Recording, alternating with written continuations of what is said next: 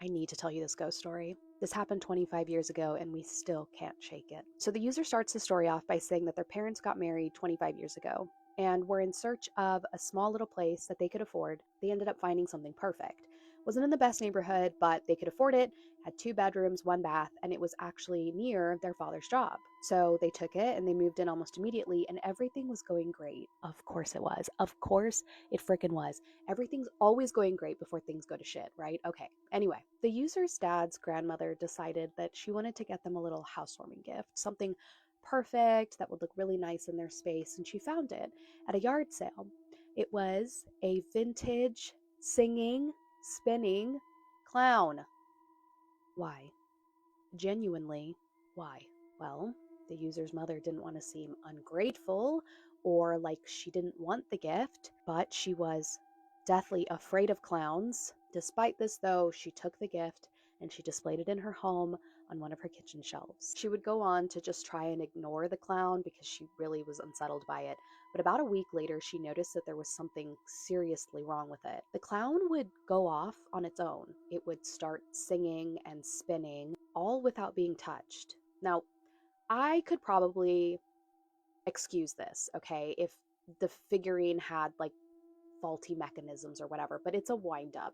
And for wind ups to go off on their own, it's almost impossible. There's like a spring inside, right, that needs to be wound up physically. There needs to be that energy there. When the energy is being used, that's when the wind up toy moves.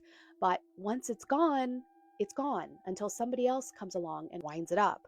So this really just doesn't make any sense. There's no batteries, there's nothing in it. For a wind up clown to be singing and spinning on its own, I'm out, honestly. I'm done. The more sinister thing is that the clown would almost be calculated. It would almost wait until it knew when she was going to be the most scared with it going off. It would wait until she was alone. It would wait until the middle of the night. It knew that it was just going to get the best reaction out of her. Eventually, she'd had enough. She grabbed the clown, she chucked it in the trash, and she waited for garbage day. Eventually, it came. They picked it up off the curb. She washed her hands of it. I'm done. I'm done with the clown. Do we see where this is going? Because I do. A few days later, she comes into the kitchen to find the clown sitting on his frickin' shelf where he was a few days ago. She had had enough. She called her mother-in-law. She's like, I don't know what's going on. I need this thing out of my house. So the mother-in-law comes over, and as she picks the clown up to show her mother-in-law, the head starts spinning. What the? Mother-in-law takes the clown, puts it in her car, and she drives it straight to the dump. She says, we're done with this officially. And they were. It didn't come back. But the damage had been done. Whatever wanted to wind up this clown in order to wind up the user's mother was in the house, and it was in the house to stay. One day, when the user's mother came home, she was unloading groceries from the trunk of her car, and she looks up to see a man standing by a tree in her yard in a black hat, staring at her. Naturally, this freaked her out, so she grabs her groceries and runs inside.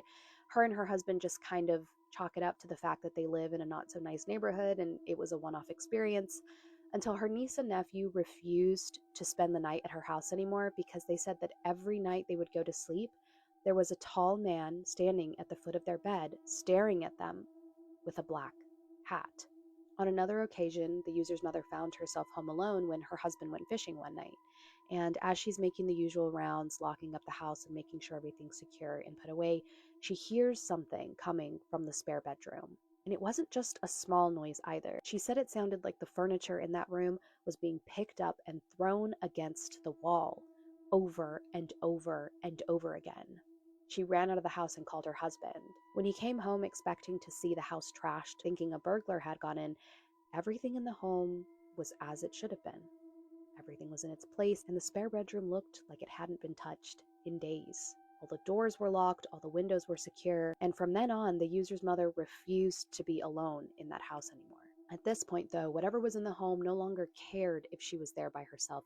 It just wanted to be known that it was there. One night, when they were getting ready for bed, they noticed a woman standing in their front yard, staring at the home, mumbling under her breath. She looked disheveled and old, and she was standing by the exact same tree that the tall man in the black hat was standing at. The user's mother would go on to say that this was not the only time that the woman showed up, and after about the 10th time, their father was fed up, and he ran out of the home, yelled at her to leave before he would call the police. The old woman seemed to realize that he was standing there. She turned slowly to him and said, "You can't get rid of us all," smirked, and walked away. Hell no. Hell No, absolutely fucking not. Absolutely not. Two things that creep me out: scary stories with kids, scary stories with old people. Old people are freaking creepy. I'm so sorry. And on a routine maintenance call that they made to the owner of the home, in which he refused to cross the threshold, the neighbor decided to fill them in on what had happened there. It turns out that the owners of the home were actually two brothers who grew up there and whose father had actually passed away in the home. And he was a very mean and angry tall man who always wore a black hat.